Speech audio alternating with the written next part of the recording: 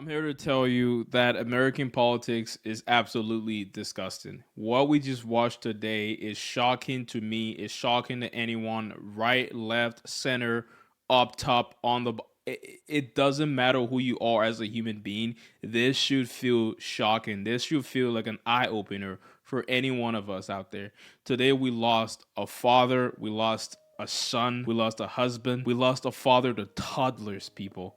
We lost a man today. We lost an American citizen for speaking his mind. And no one is perfect. Nobody ever on this planet will be perfect. But one thing that separate each and every one of us is our abilities to be ourselves, is our ability to think and be conscious and follow our own path.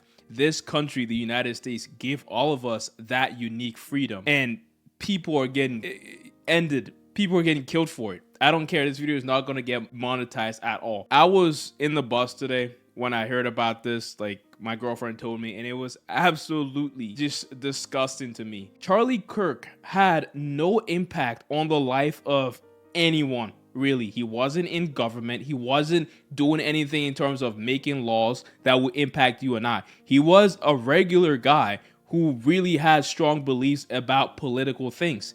And that led to him sharing his beliefs on the internet.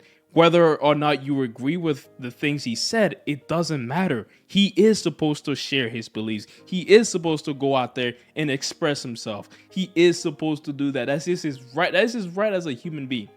And to see that leading to the point where his life is taken from him is an eye opener. In this country, we got to realize that politics has finally hit its pinnacle of division.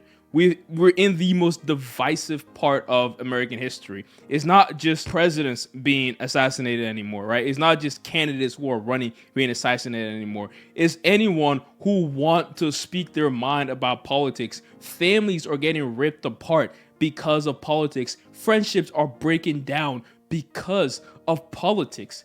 We want to stare division so much. We're fed content and information that divides us so much, and we'll never actually see the fruits of any of this division. We'll never see this division take us anywhere productive. It's only gonna lead to tragedies like this.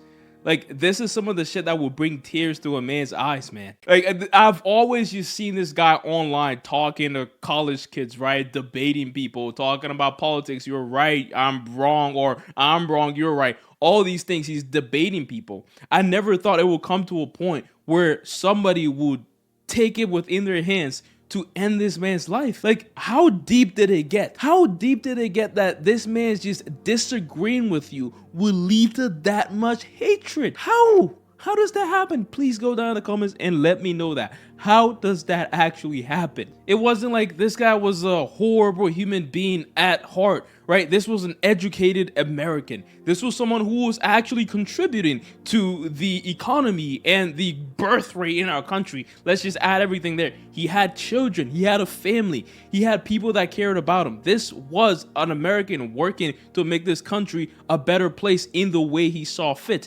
Isn't that what being an American is about? Like, how does this lead to you killing the person?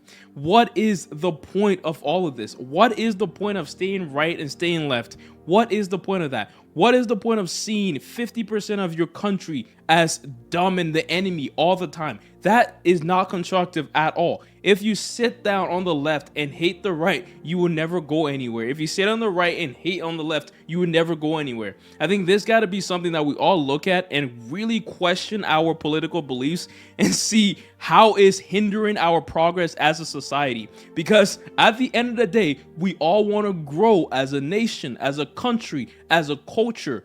And our culture can't grow if we're in our own way. Your fellow citizen, your peer, if your fellow citizen or family member, a person on the street can't express their opinions about politics without getting assassinated, guys, we gotta check ourselves. Because that leaves no space for discussion, leaves no space for discourse, because everybody is afraid to say what they think. And like, how do you actually challenge the status quo if people have to hide their beliefs all the time? If people have to be afraid to disagree with each other? disagreements lead to this. This guy was debating college students. Yeah, it wasn't the greatest debates, but he was debating college students. What harm is he causing to society as a whole?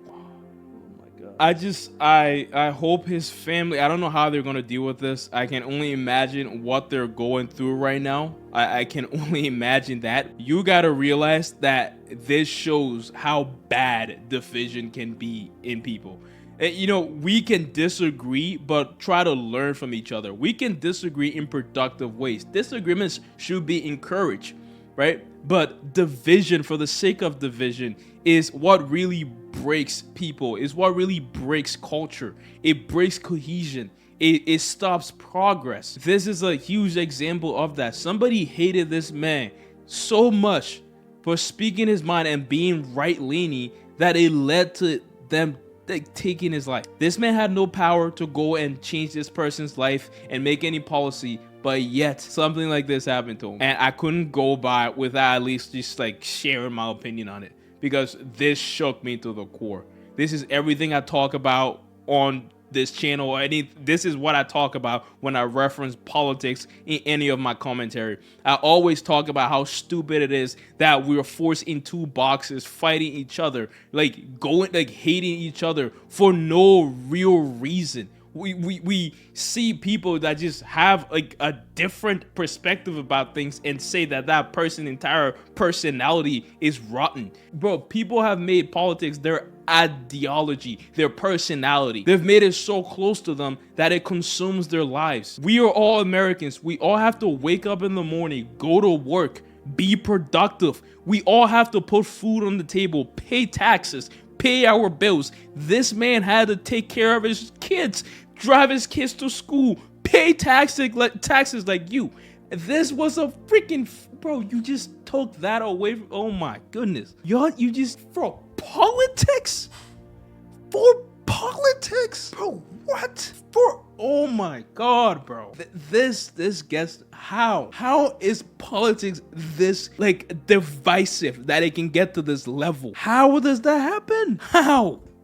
Please, that like someone just got somebody's life, somebody's future, somebody's goals, plans, somebody's family, somebody's dad just got taken away because of fucking politics. Because of fucking politics. Are you kidding me? Dude, you're already in a country that is like one of the best countries to ever exist. You have all this freedom. You have all this opportunity. Yes, it's not perfect. It's not like we're in a civil war or a revolution. This is a man just saying, oh, you should be more religious. You should be more conservative. This is a man just telling you things. You don't have to abide by his things.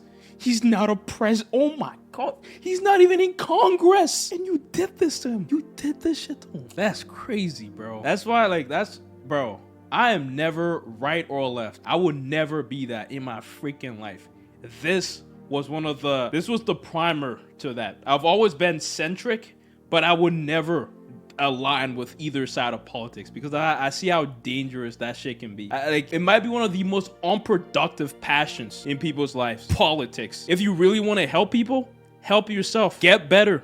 Learn. Educate yourself. Stronger. Do anything you can to improve yourself. That's how you help people. And to start with helping the people around you. And then it will come up and it will impact the world. Don't get into politics, bro. Peace out. Bye-bye.